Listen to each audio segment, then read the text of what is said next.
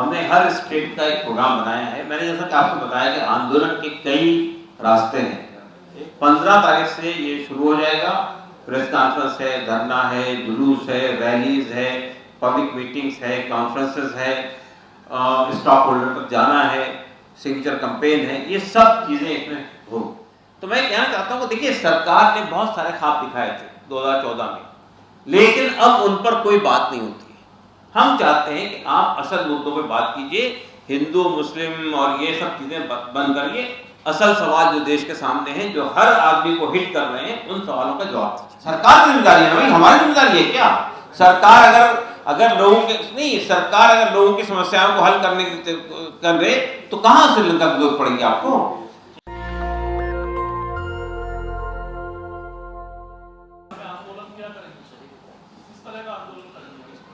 देखिए, आंदोलन करने का मतलब सिर्फ ये नहीं होता है कि जो मेंबर है वही आंदोलन करेंगे। हमारे बहुत सारे हमारे सपोर्ट करने वाले लोग हैं, इलेक्शन में हमको जो वोट मिलता है वो सब चीज़ों को देखते हुए हमने हर स्टेट का एक प्रोग्राम बनाया है। मैंने जैसा कि आपको बताया कि आंदोलन के कई रास्ते हैं। एक रास्ता तो ये कि हम खुद जा रहे हैं, जो लोग अफेक्टेड हैं उनके पास में, चाहे जो लोग उज्ज्वला स्कीम के तहत में हैं। हमने अभी पॉलिटिकल प्रिजनर्स के ऊपर में कई लाख लोगों के सिग्नेचर लेकर भेजा है प्रेसिडेंट ऑफ इंडिया को। तो इस तरह से हम ये इनके सिग्नेचर्स भी ले रहे हैं। अन्ना योजना के से जो लोग मुतासिर प्रभावित हैं उनको भी, और जो लोग उज्ज्वला योजना जिन तक नहीं पहुंची उनसे भी। तो ये इसके कई तरीके हैं पब्लिक तक पहुंचने के, जो हम लोगों ने अख्तियार किए हर स्टेट के अंदर। 15 तारीख से ये शुरू हो जाएगा। प्रेस कॉन्फ्रेंस है, धरना है, जुलूस है, रैलीज है, पब्लिक मीटिंग्स है, कॉन्फ्रेंसेस है, स्टॉक होल्डर तक जाना है, सिग्नेचर कैंपेन है, ये सब चीजें इसमें। वो आरबीआई का स्टेटमेंट आया है, उन्होंने लिक्विडेशन किए हैं और उस चीज़ों में मतलब inflation and GDP will be reduce. लेकिन क्वेश्चन ये है कि जो रुपये का जो हाल है, ये इस तरह से रुपये गिर रहा है, हाँ, अगेंस्ट डॉलर, उस जगह पे ये इतना पक्का पता है कि जो मतलब Indian economy are in a miserable condition. Yes, now the question is GDP is 7% by the IMF।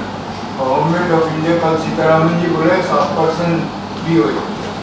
हालत इतना खराब है, लेकिन इन लोगों ने स्टेटमेंट दिया जा रहा है, एक के बाद एक स्टेटमेंट दिया जा रहा है। तो आज ये इन्फ्लेशन के रेट भी मतलब पीछे जो 6 महीना है उससे भी मतलब नीचे। ठीक है, क्वेश्चन ये है, आपने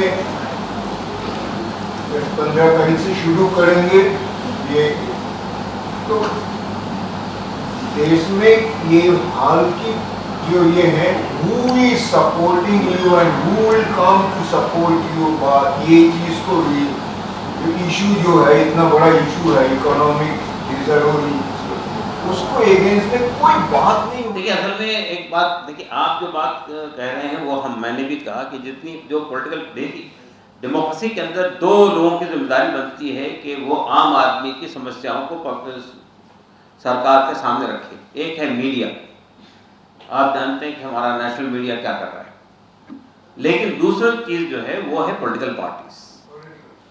लेकिन हमने ये तय किया है कि जो सिविल सोसाइटी के लोग हैं, सिविल सोसाइटी से जो लोग जुड़े हुए हैं, उन तक हम पहुंचेंगे। स्टूडेंट की जो संस्थाएं हैं, हम उन तक पहुंचेंगे। देखिए, अनएम्प्लॉयमेंट के सिलसिले में हमने SFI, AISF, NSUI, federative movement of India, SIO और जितनी भी छात्र मूवमेंट्स हैं, उन सब से कांटेक्ट किया है, वो सब हमारा साथ देंगे।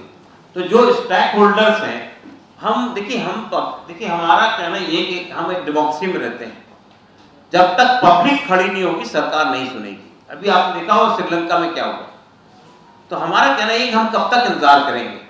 पब्लिक किस बात के किस भरम में बैठी हुई है। हालत इससे खराब होने वाली है, इससे बेहतर होने वाली नहीं है। आपको 5 ट्रिलियन इकोनॉमी का विश्व गुरु का जो ख्वाब दिखाया जा रहा है, वो सिर्फ ख्वाब है। उसको अगर आप उसको साकार होना है तो उसके लिए काम करना पड़ेगा।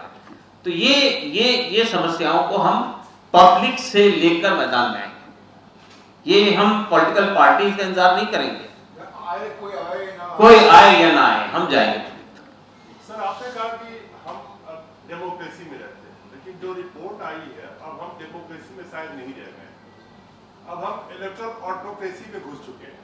मैं कहना ये चाहता हूँ कि जहाँ पे सरकार सारे संस्थान को चुनाव जीतने के लिए इस्तेमाल करने लगे तब हम इलेक्टोरल ऑटोक्रेसी में घुस जाते हैं, जहाँ पे सरकार को जनता की जरूरत नहीं है। शायद आज के डेट में आप इन्फ्लेशन, अनएम्प्लॉयमेंट, चाहे वो कंज्यूमर के खर्चे की बात करें, उनके पॉकेट में पैसा डालना चाहिए, इसकी बात करिए, सब सरकार भी जानती है, वो बात सब जगह पे है, लेकिन दिखाने वाला कोई नहीं है। आप स्टेट दर स्टेट घूम लीजिए, आज के डेट में अगर दिखाने वाले होते तभी सरकार पे प्रेशर बनता है, उस चीज को मैनेज किया जा चुका है। आज राहुल गांधी का यात्रा ले लीजिए, आप चाह रहे हैं धरना दे, चाहे घर घर पहुंचे, जाके जगाए लोगों को, लोग तो जगे हुए हैं, लोग चिल्ला भी रहे, दिखाने वाला कोई नहीं है। नहीं देखिए, असल में एक बात, आपकी बात सही है, मैं एक बात कहने जा रहा हूँ, वो ये है कि आपने ये कहा कि हमारा एक बड़ा और दूसरा इशू ये भी है कि हमारे देश में डेमोक्रेसी खत्म हो रही है और ऑटोक्रेसी आ रही है। ये एक हकीकत है। तमाम संस्थाएं, जितने भी डेमोक्रेटिक इंस्टीट्यूशन है, सब एक हाथ में चले गए हैं, चाहे इलेक्शन कमीशन ऑफ इंडिया हो या RBI हो, जितने भी ऑटोनोमस बॉडीज थी उनकी ऑटोनॉमी खत्म हो गई है। ये एक दूसरी बड़ी समस्या है। लेकिन हमारा कहना ये कि देखिए, कभी भी किसी भी देश के अंदर जब डेमोक्रेसी खत्म हो जाए, ऑटोक्रेसी आ जाए, तानाशाही आ जाए, तो फिर पब्लिक खड़ी होती है मैदान में। आपने देखा कुछ दिन पहले अरब स्प्रिंग के नाम से 2012 में एक वेव चली, दो बड़ी बड़ी हुकूमतें गिर गई, चाहे ट्यूनिस की हुकूमत हो, चाहे इजिप्ट की हुकूमत।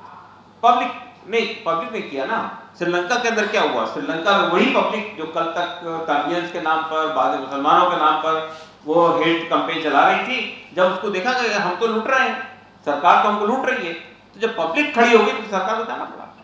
तो मेरा कहना यह है कि हम, हमारे देश में जाहिर है कि एक बड़ा देश है, अलग अलग समस्याएं हैं, अलग अलग में, इसमें वक्त लगेगा, लेकिन पब्लिक को ये समझ में आ जाना चाहिए कि उनकी समस्याओं में कोई कमी होने वाली नहीं है।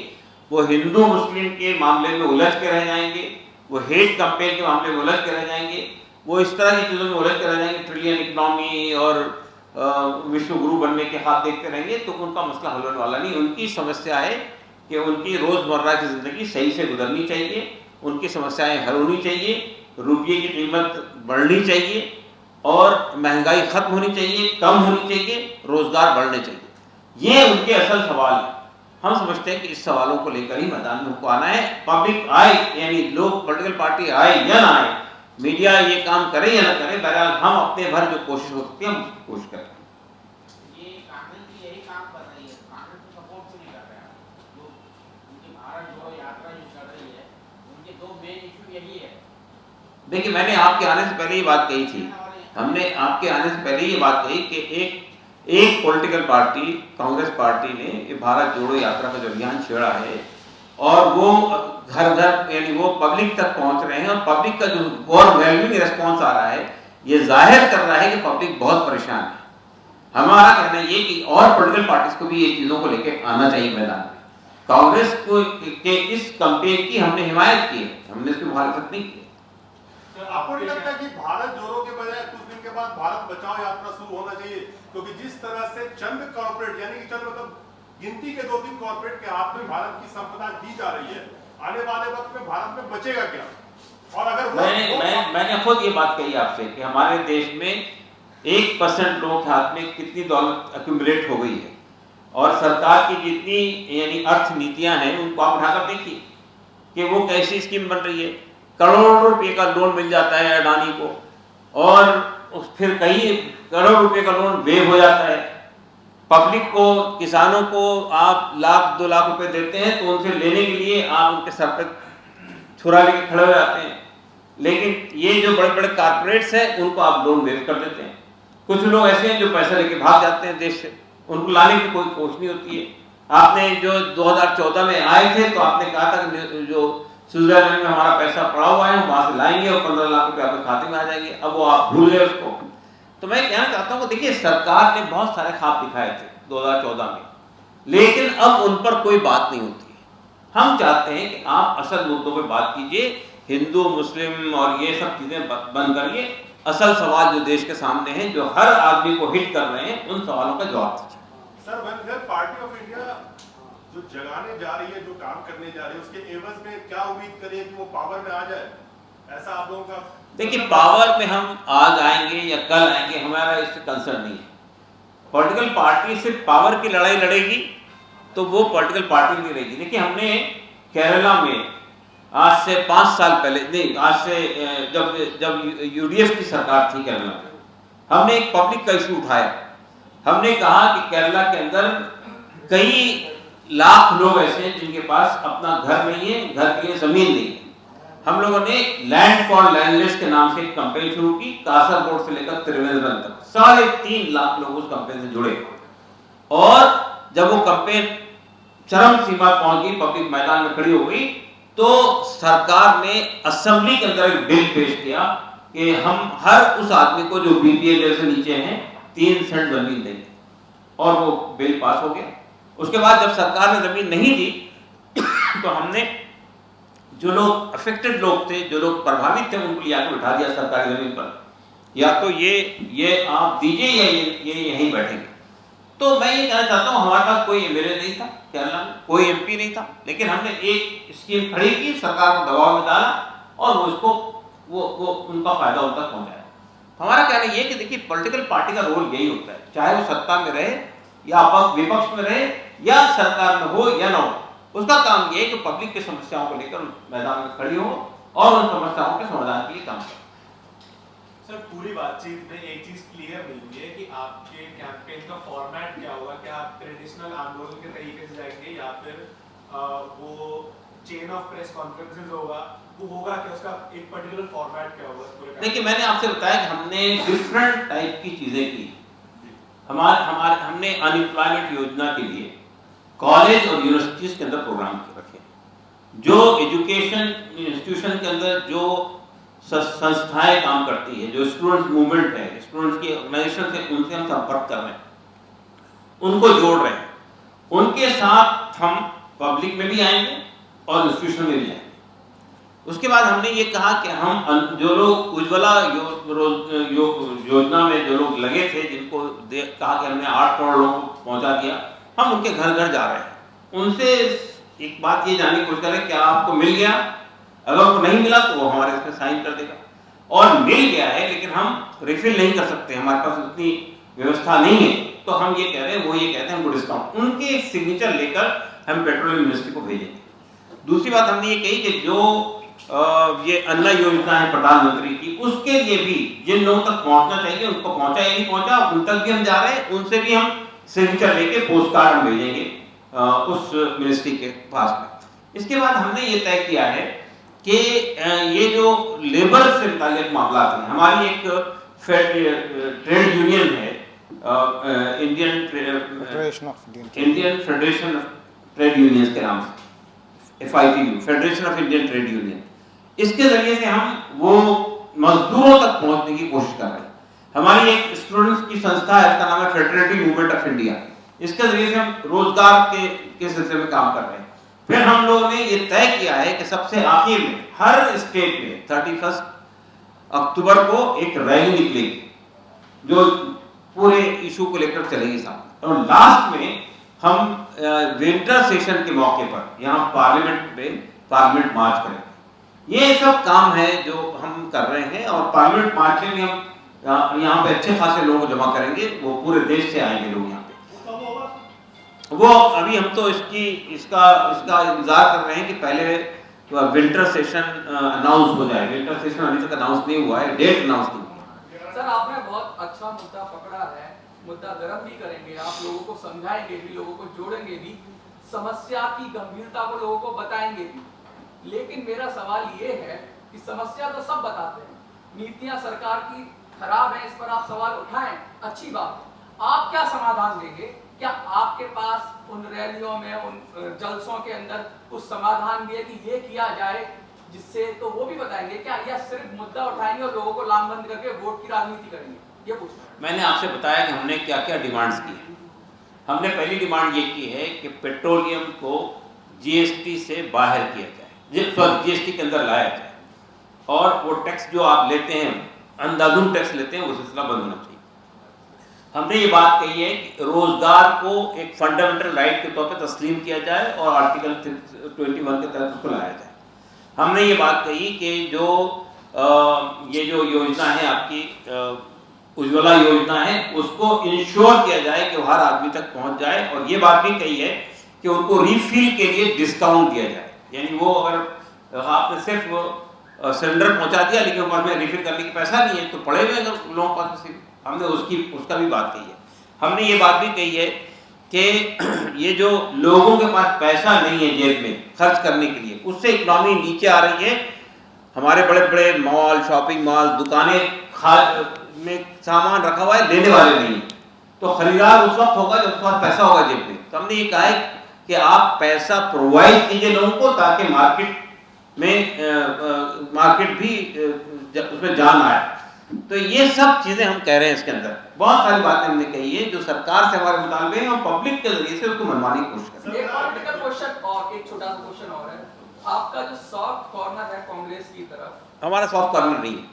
हमारा सॉफ्ट कॉर्नर हर उस पार्टी के लिए है जो पार्टी पब्लिक के मुद्दे लेकर मैदान में है। मेरा सवाल यही है कि क्या आप भविष्य में किसी पार्टी से गठबंधन या कुछ ऐसा तालमेल बिठाने की कोशिश करेंगे, क्योंकि अकेला लड़ना बड़ा मुश्किल है, सत्ता में आने के लिए कुछ तो करना ही पड़ेगा आपको। तो क्या ऐसी कोई मोर्चा बनाने की कोशिश, ऐसा कोई सब पार्टी? देखिए, हम वेलफेयर पार्टी ऑफ इंडिया ये कोशिश हमने पिछली बार वेस्ट बंगाल में भी की थी और एक अंडरस्टैंडिंग हमारी कांग्रेस और लेफ्ट पार्टी से वहाँ हुई थी। उसके बाद हमने इसी तरह की कोशिश केरला में भी की थी इलेक्शन के मौके पर। हमारी कोशिश ये होगी, देखिए समस्या ये है कि हम महसूस कर रहे हैं कि जो मौजूदा सरकार है वो सरकार पब्लिक के इशू से बात नहीं कर रही है, पब्लिक के इशू को हल करने की कोशिश नहीं कर रही, और उसके मुकाबले में हमारे देश में ऑटोक्रेसी आ रही है, फासीवाद आ रहा है। तो हमारा कहना ये, हमारी कोशिश ये होगी 2024 के इसमें कि हम जितनी सेकुलर पार्टीज हैं, चाहे छोटी बड़ी हो, उन पार्टियों को एक प्लेटफॉर्म पर लाने की हमारी कोशिश होगी। पिछले दिनों यहाँ पे सिविल सोसाइटी मूवमेंट ने एक बड़ा प्रोग्राम किया था जिसमें कांग्रेस भी थी, सीपीएम भी थी, सीपीआई भी थी, समाजवादी पार्टी भी थी, बहुजन समाज पार्टी भी थी, टीआरएस भी थी और हम भी थे। तो मैंने वहाँ पे यही बात कही थी कि ये जो लोग बात कर रहे हैं कि हम दो फ्रंट बनाएंगे, कुछ कह रहे हैं कि कांग्रेस को मिलाकर हम फ्रंट बनाएंगे, कुछ लोग कह रहे हैं हम बीजेपी मुक्त और कांग्रेस मुक्त फ्रंट बनाएंगे। मैंने कहा अगर आपने ये किया तो फिर आप 2024 में नहीं आएंगे, बीजेपी ही बाकी रहेगी। एक ही फ्रंट होना चाहिए बीजेपी के मुकाबले में, जिसमें तमाम सेकुलर पार्टियां एक प्लेटफॉर्म पर। गुजरात और हिमाचल के चुनाव पर भी कोई योजना है? गुजरात में हमारी पार्टी कम है, लेकिन हमारा कोशिश काम चल रहा है वहाँ पर। हम वहाँ कोशिश कर रहे हैं कि जितनी सेकुलर पार्टियां वो लामबंद। सर एक लास्ट क्वेश्चन ये है कि 2014 से पहले ये सारे मुद्दे बीजेपी के भी थे, महंगाई हो, यानी कि इन्फ्लेशन, अनएम्प्लॉयमेंट, एजुकेशन, ये सब चीजें उनके भी। सत्ता में आए, जनता ने इतने जुमले और झूठ झेल लिए हैं कि जनता का पॉलिटिकल पार्टी में विश्वास ही नहीं रहता आज के डेट। हो सकता है आपका इंटेंशन सही हो, लेकिन जनता आप कैसे ट्रस्ट करेगी कि आप भी वोट के लिए कर रहे होंगे? उनको कैसे कन्विंस करेंगे? देखिए, कोई पॉलिटिकल पार्टी ऐसी बता दीजिए जो वोट की राजनीति नहीं करती, लेकिन मैं सिर्फ ये कहना चाहता हूँ कि हम सिर्फ वोट की राजनीति नहीं करते। देखिए, हमारा कहना सिर्फ यही है कि जनता ने बहुत उसके साथ विश्वासघात हुआ है, लेकिन ये जो देखिए असल इशू ये है कि ये तो देखिए डेमोक्रेसी के अंदर ये तो सिलसिला चलता ही रहता है कि आप किसी एक पार्टी को लाते हैं पावर में, उससे नाराज होकर दूसरी को लाते हैं, उससे नाराज तीसरी को लाते हैं पावर में, तो ये सिलसिला चलता रहेगा। लेकिन हमारा कहना ये है कि जो पॉलिटिकल पार्टी हो या पब्लिक हो, आम उनके जो मुद्दे हैं, इलेक्शन उन मुद्दों पे लड़ा जाए। ये जो हिंदुत्व के नाम पर और हिंदू मुस्लिम के नाम पर और नॉन इश्यूज के नाम पर आप इलेक्शन लड़ते हैं, ये सिलसिला बंद होना चाहिए। अगर आप डेवलपमेंट के सवाल पे इलेक्शन लड़ेंगे तो आपको मालूम होगा आप कितने पानी में। आपका आखिरी क्वेश्चन हो गया था। डॉक्टर साहब, आप ये मानते हैं कि सरकार की गलत पॉलिसियों की वजह से बेरोजगारी और महंगाई बढ़ी है? बिल्कुल ऐसा मानते हैं? यही मानते हैं। क्या आप ये भी मानते हैं कि उसके बावजूद झुकना तबका वो हमेशा इख्तियार में आ रहा है? इसके पीछे क्या वजह है? क्या आपको लगता है कि इसके पीछे धर्म भी कोई इशू है? और अगर धर्म भी कोई इशू है तो इसका असर इंसान पे कब तक रहता है आपके तजर्बे के मुताबिक? देखिए, मेरा मानना यह है कि जिस भरम में मौजूदा सरकार ने लोगों को इन्वॉल्व कर रखा है हिंदू मुस्लिम की राजनीति के तहत में, ये बहुत दिन चलने वाला नहीं है। अभी मैंने श्रीलंका की मिसाल आपको दी है। श्रीलंका ने उस पर तमिलियन पर कर ली राजनीति, मुसलमान पर राजनीति कर ली। जब पब्लिक के असल सवाल से लोग परेशान होने लगे तो फिर तामिलियन, मुस्लिम और सिन्हाली सब मिलकर सरकार के खिलाफ खड़े हो गए। मैं समझता हूं कि वो वक्त आने वाला है, ये सरकार के दिन की उल्टी गिनती। आप तजर्बेकार हैं, आपके तजर्बे के मुताबिक इसका असर यानी धर्म का असर पेट पे पत्थर मार के कब तक रह सकता है? ये एक इलेक्शन, 2 इलेक्शन, बस उसके बाद तीसरे इलेक्शन में हम समझते हैं कि असल मुद्दों पर इलेक्शन लड़ा जाए। सर आप बार-बार श्रीलंका की बात उठा रहे हैं, क्या आप श्रीलंका करना चाहते हैं भारत में? सर हम नहीं करना चाहते, बार-बार सरकार करना चाहती है। नहीं सरकार नहीं, आप लामबंद इसलिए देश को नहीं देखिए, हम तो लामबंद श्रीलंका हो या ना हो, हम कह रहे हैं श्रीलंका में जो कुछ हुआ पब्लिक को आप उस जगह पे नहीं पहुंचा दीजिए कि वो श्रीलंका के रास्ते पे जाने लगे। सरकार की जिम्मेदारी है ना भाई, हमारी जिम्मेदारी है क्या? सरकार अगर लोगों के नहीं, सरकार अगर लोगों की समस्याओं को हल करने कर रहे तो कहां श्रीलंका की जरूरत पड़ेगी आपको? आप सरकार अब सरकार उन पॉलिसियों पर अमल नहीं कर रही है तो आप उसको धकेल रही है, आवाम को धकेल रहे उस रास्ते की तरफ। धन्यवाद, मैं आपका बहुत बहुत शुक्रिया। नेशनल दस्तक की आपसे गुजारिश है कि अगर इसको बचाना चाहते हैं तो नेशनल दस्तक को सब्सक्राइब करने के लिए रेड कलर के सब्सक्राइब बटन को दबाएं, फिर बेल आइकन की घंटी दबाएं। नेशनल दस्तक को बचाने के लिए बहुत जरूरी है कि हर खबर को शेयर करें, लाइक करें, कमेंट जरूर करें।